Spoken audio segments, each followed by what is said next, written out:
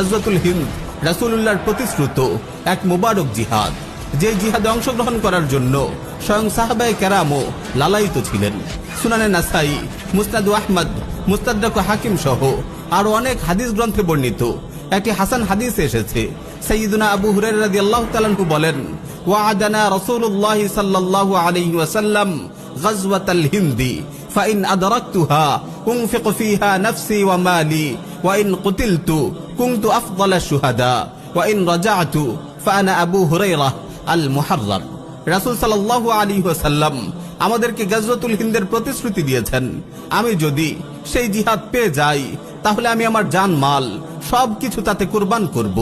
এতে যদি শাহাদাত বরণ করি তাহলে আমি হব শ্রেষ্ঠ শহীদ, আর যদি গাজী হয়ে ফিরে আসি তাহলে আমি হব জাহান্নামের আগুন থেকে মুক্তিপ্রাপ্ত আবু হুরায়রা। প্রিয় ভাই ও বোন, মোবারক এই জিহাদে অনেক রক্তক্ষয়ী ও সর্বগ্রাসী লড়াই হবে। আল্লাহর ইচ্ছায় অবশেষে মুসলিমদেরই বিজয় হবে। নুআইম বিন হাম্মাদ সংকলিত কিতাবুল ফিতানে বর্ণিত একটি হাদিসে এসেছে, রাসূল সাল্লাল্লাহু আলাইহি ওয়াসাল্লাম ইরশাদ করেন, লা ইয়াগজুয়ান্নাল হিন্দ লাকুম জাইশুন ইফতাহুল্লাহু আলাইহিম হাত্তা ইয়াতু বিমুলুকিহিম মুগাল্লালিনা বিসসালাসিল ইয়াগফিরুল্লাহু যুনুবাহুম ফায়ানসারিফুনা হিনা ইয়ানসারিফুন ফায়াজিদুনা ইবনা মারইয়ামা বিশাম।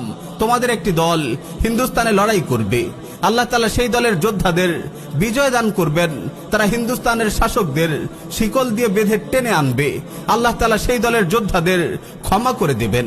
অতঃপর মুসলিমরা সেই যুদ্ধ থেকে ফিরে এসে ঈসা বিন মারইয়াম আলাইহিস সালামকে সিরিয়ায় পেয়ে যাবে।